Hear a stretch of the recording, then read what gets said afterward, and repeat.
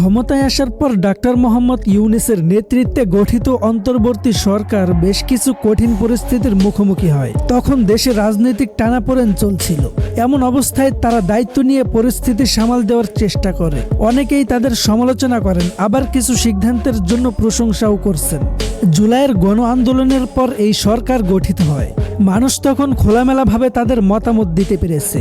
সামাজিক মাধ্যমে অনেকেই সরাসরি সমালোচনা বা সমর্থন করেছেন। সমর্থকদের মতে আগের চেয়ে কথা বলার পরিবেশ তখন বেশি খোলা ছিল।